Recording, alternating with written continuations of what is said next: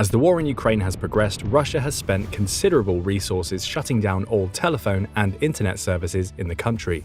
Part of an attempt to blind the Ukrainian military, the effort is about the only thing about Russia's invasion that has gone well for them.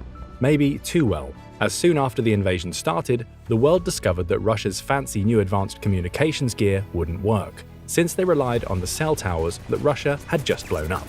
Communications are key to modern war, and never more so for Ukraine than now, as it seems to be nearing the culmination point of a month-long offensive that has seen it retake vast swathes of territory from the Russian army. But all that progress could be coming to a dead stop soon, or possibly even reversed, and all because of one chink in Ukraine's armor: Starlink.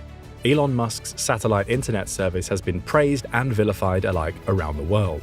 NGOs and developing nations praise Musk's company for bringing high-speed and affordable internet to pretty much anywhere in the world. Astronomers hate it for polluting their imaging of the night sky, but Starlink has not been more critical anywhere than it has been in Ukraine, where the military has had to try to fight against a superior force in a near communications blackout. The service makes use of a constellation of satellites in low Earth orbit. These vast satellite swarms help ensure connectivity literally anywhere on Earth, and have been proven nearly impossible for Russia's electronic warfare assets to jam. Connecting via ground stations, Ukrainian troops have been able to use the Starlink system for communications between themselves and other units. But its greatest effect may be in the ability to communicate with their drones. As most people have learned by now, drone warfare is indispensable for Ukraine, and their forces have been facing mounting challenges to deploying their fleet of armed and unarmed drones against Russia. Via Starlink connectivity, Ukraine is able to send out armed drones to destroy enemy vehicles and deliver precision strikes against personnel and supplies. Their greatest use, however, may be as fire observers,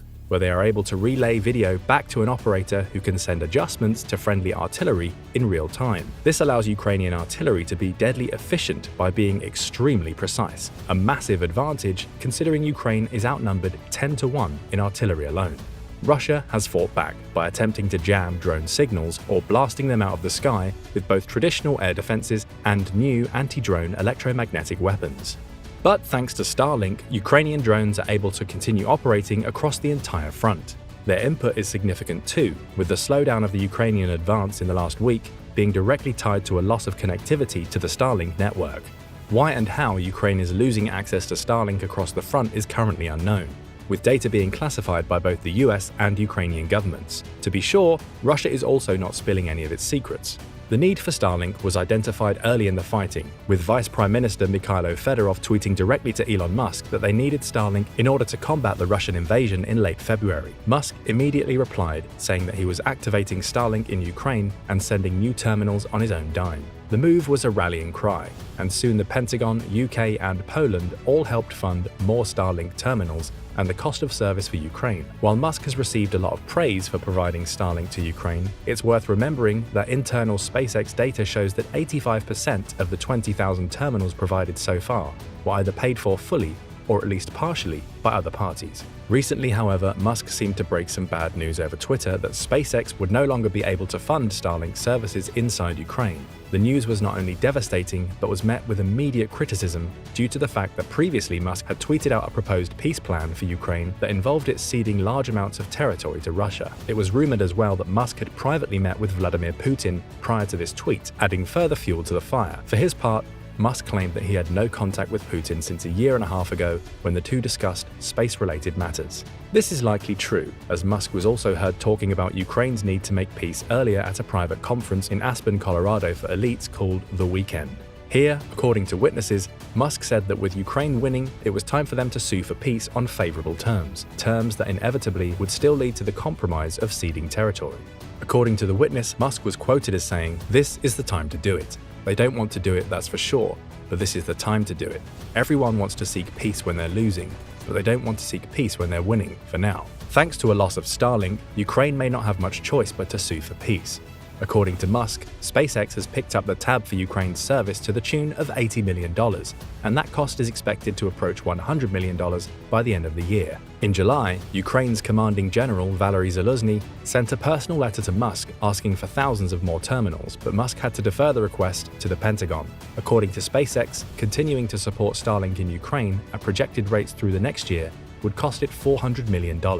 SpaceX has approached the Pentagon about funding Ukraine's need for Starlink and picking up the tab on its behalf. The move has upset senior defense officials, with one commenting that Musk and SpaceX have the gall to look like heroes for the service they have provided, while others have picked up the majority of the tab of keeping Ukraine connected.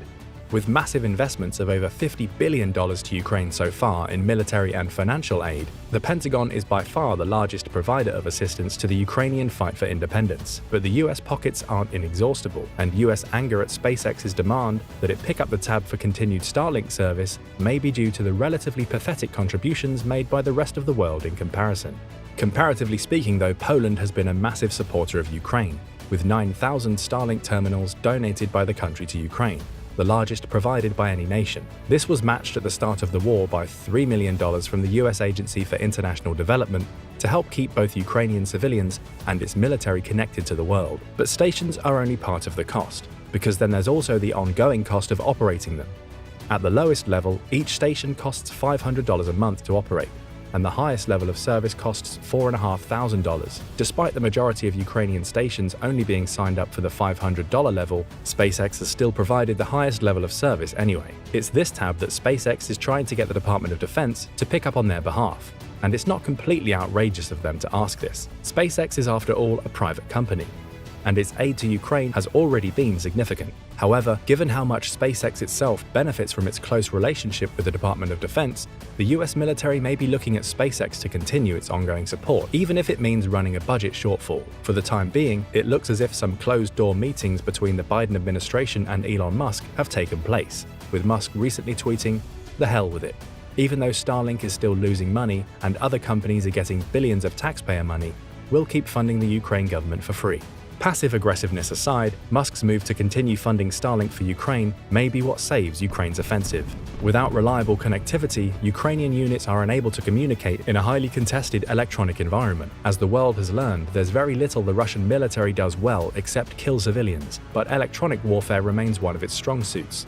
Starlink's ongoing availability to frontline combatants is not just necessary for victory, but will save Ukrainian lives. Without it, Ukraine is forced to fight in the dark against an opponent who may be incompetent, but is still significantly larger than it. If Musk ever does pull the plug on Starlink for Ukraine, it could very well be the death knell for Ukraine's resistance. Company profits aside, Musk is now directly entangled in a fight for Ukraine's freedom, though we expect he'll be receiving sizable compensation now or later from the US government for his invaluable assistance. Now go check out What If Russia Annexed the Whole of Ukraine, or click this other video instead.